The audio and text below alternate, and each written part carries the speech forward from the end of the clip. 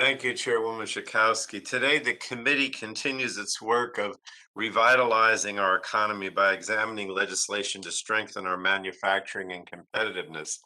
And America's competitiveness helped build the largest, most dynamic economy in the world, but it's facing unprecedented challenges. For 3 decades, the Institute for Management Development designated our nation's economy as one of the five most competitive in the world. But since 2019, that ranking has fallen to 10th, making it more difficult for our economy to create good paying jobs for the American people.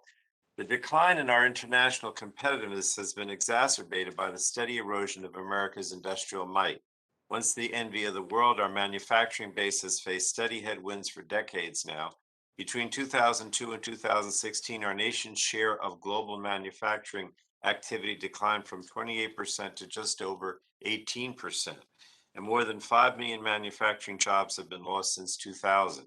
Investment in America's small and medium manufacturers, the bedrock of our industrial might, has also declined over the last 20 years by more than 200 billion. Now, these numbers are staggering, and they come at a time when the industrial power of our international counterparts is on the rise. China superseded the United States as the world's largest manufacturing country in 2010, and manufacturing output has grown faster in Germany, Mexico, and South Korea than it has here in the US. And as a result, America now relies on production in other countries for many of our necessities, such as consumer electronics, household goods, food, pharmaceuticals. Weak supply chains threaten our industrial and technological sovereignty, and our declining manufacturing capacity harms our national security and economic vitality. Now, these vulnerabilities become devastatingly apparent. They became so during the COVID-19 pandemic, and ongoing disruptions of critical products like semiconductors, computer chips essential for the production of military equipment, autos, and consumer electronics has hampered our nation's recovery. But adverse market forces and supply chain disruptions are not the only challenges facing domestic producers and America's competitiveness. Online marketplaces have become pervasive sources of fraud, counterfeit goods. The Government Accountability Office found that 20 of 47 items it purchased from third-party sellers on popular consumer websites were counterfeit. GAO also found that 16% of counterfeit products seized in the fiscal year 2018 posed a direct risk to health, safety, and security. Counterfeiters steal market share from legitimate businesses and can cause severe reputational damage to the companies and products they impersonate.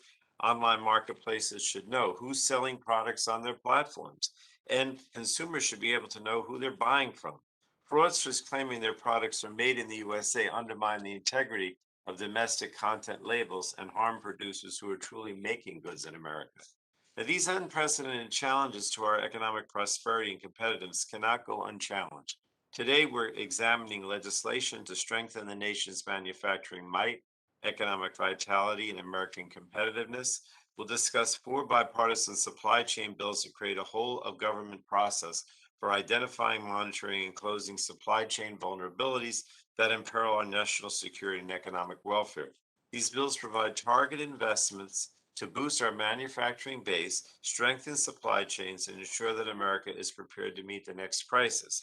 They counteract disruptive market forces and ensures that the U.S. is shaping the global economic order with our core values. We'll also discuss the Informed Consumers Act, which will help prevent counterfeit and harmful consumer products from entering the market. The legislation also provides small businesses and domestic producers much needed relief during these challenging economic times. So these bills and the other legislation under consideration today can help us turn the tide. I want to thank the witnesses for their testimony and look forward to the discussion. I did want to say to the chairwoman and all our members that, I'm sure that when you're home, you hear a lot about this. Some topics that we discuss in committee get more attention in DC. But this is something that I hear constantly from my constituents about, why is it that we're not manufacturing here? Why is it that, we depend on China and other countries? I mean, people really, I think, at home are looking for us to act. So that's why I think this is so important, Madam Chairwoman. I yield back.